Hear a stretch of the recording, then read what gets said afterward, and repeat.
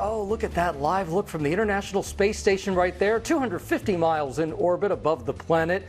Just a gorgeous view of the planet, the best view really in the universe. And right now, NASA is preparing for an unprecedented mission to bring astronauts home early. It's going to mark the first medical evacuation from the International Space Station in its 25-year history. NASA now says they intend to have 4 astronauts undock from the ISS this coming Wednesday and have them back down on Earth by early Thursday morning. The agency is not identifying the astronaut with a medical issue because of medical privacy laws, of course, but NASA says that crew member is stable and that this is not an emergency evacuation.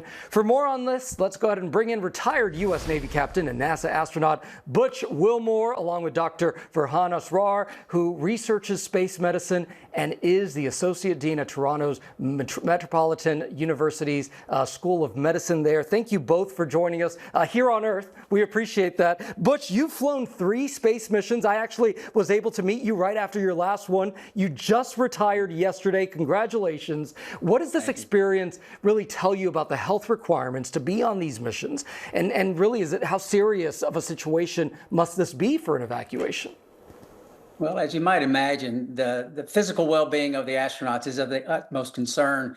And leading up to the mission, during the mission, even long after the mission, you're very, very closely monitored. Obviously, that is taking place. It has been taking place on the International Space Station. As a matter of fact, every single week, we have video conferences with our flight surgeons. So the contingency that's playing out now has actually been on the books since the inception of the space station program, bringing a crew back unexpectedly. So those contingency procedures and such are playing out right now.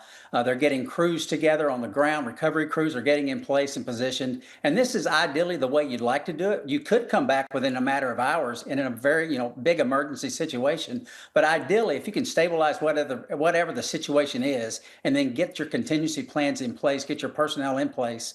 This is really the preferred way to go about it. And thankfully, this is the way it's playing out. Yeah, because you'd imagine if it was a real emergency, they'd get on that ship right away and organize a trip back. Dr. Asrar, when astronauts have medical issues in space, how are they treated? And what have you learned in your research?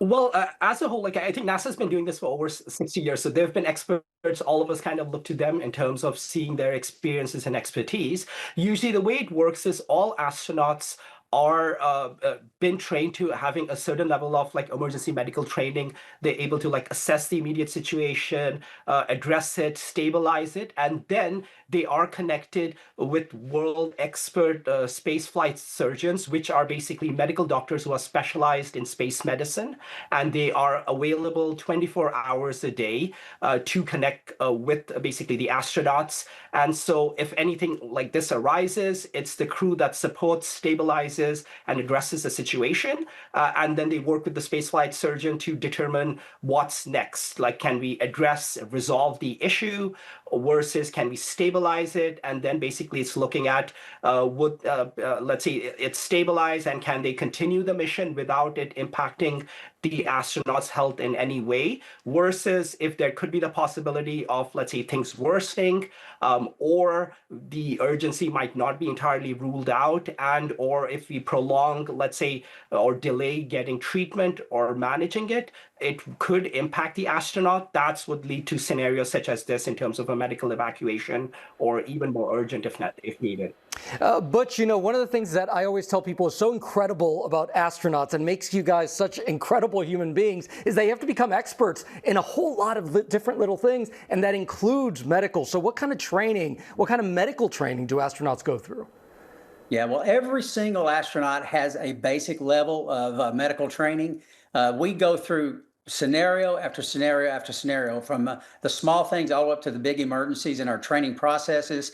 And it's almost at least every month leading up to flight, you're going through this process of training. Now, certain of the astronauts have a different level of training. We call them crew medical officers. And I, of course, went through that as well. And that's pretty extensive, learning how to intubate, stitching up someone. Actually, when I was going through my training, it's called reduce, but reset a broken ankle and those type of things that certain individuals have that other level of training. As a matter of fact, I'll share this. I think I'm the only astronaut in the history of human spaceflight that actually got stitched up in space. I actually, accidentally was trying to, a very persnickety bolt and trying to put a lot of pressure on it and trying to maintain my balance, my position in zero gravity. And the bolt slipped off or the wrench slipped off the bolt, and I swiped myself in the eye.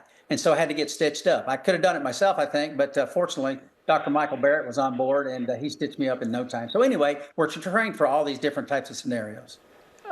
Well, and now I'm envisioning what that even looks like if you had little blood sort of floating away. Oh, yeah, just kind of starts floating up. Well, we're glad you're okay. Thank you so much, Butch Wilmore and Dr. Asrar. We appreciate you both. Thank you so much. And by the way, you can actually read more about Butch's incredible journey in his memoir. It's called Stuck in Space, and it comes out in March. So you can pre-order that right now.